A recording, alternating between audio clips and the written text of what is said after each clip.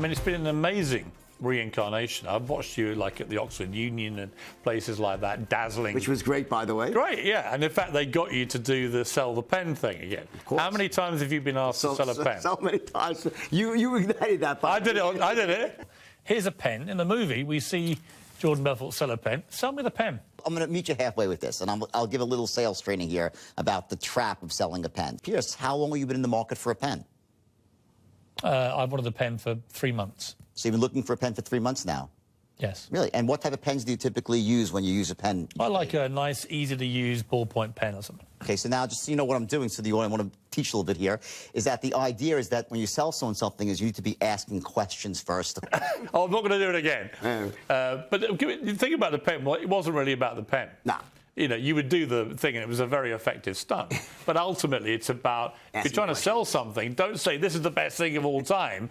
Make sure you hone in on someone's desires to want it. Yeah. And if they have a desire to want it, you're in. Exactly. That's salesmanship. Yeah. Exactly. Who is the best salesman you've ever seen? Me. That we would know, apart from you. Apart from me? That we would know. That you would know. Wow, Elon Musk is a hell of a salesman. Yeah. I mean, but he's selling big dreams and, you know, and... But is he a salesman so much as just a brilliant engineer? No, well, yes, he's both. I mean, I don't think Elon Musk is necessarily...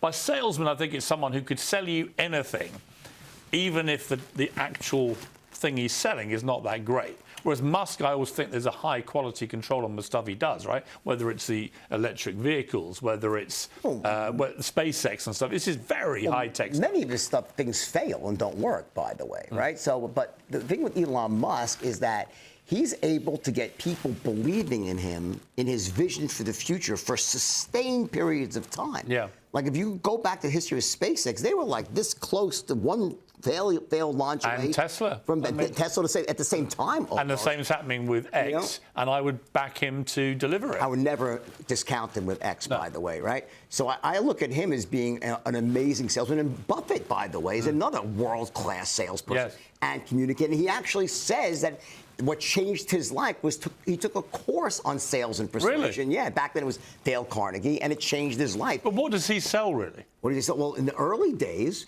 you know what he would be without his ability to sell and persuade? The most successful unknown money manager from Omaha, Nebraska. It was his ability to get his message out to convince people to give him money to invest in Berkshire Hathaway, and so that made him into what he is. But the best salesman, I think, out there, for better or worse, is Donald Trump. Okay, no doubt. I have never seen anybody, I've never met anyone like Trump. I've known him a long time, good, bad, friendly, not friendly. You know, we fall in and out all the time. But you cannot deny that the showmanship, the energy, the competitive streak he has, but ultimately the salesmanship. He is able to crystallize messaging and deliver it in a way that mass numbers of people can understand, relate to, and support in a way I haven't seen in any political figure for a long time.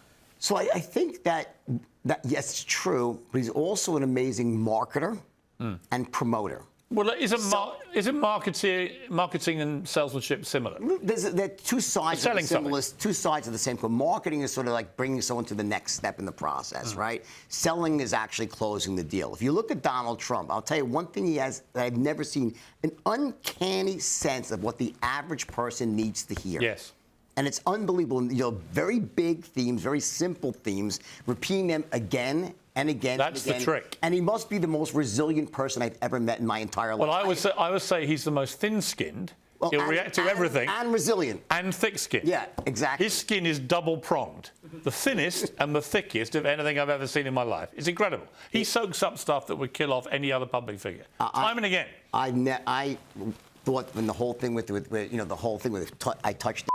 I thought that was... Everybody did. I thought he was done. Yeah. And I was baffled when he didn't even apologize, and I watched his numbers go up, right? He never apologizes. So, and actually, there's a strength in that. I mean, I've demanded he apologize sometimes, but when I see people who do apologize, it very rarely does anything but make their situation worse. Yeah. Unless they sincerely are sorry, right? And they've done something which is clearly completely wrong. You know, if you were with Trump now, you'd say that what he said about that was just locker room talk, and he would mean that.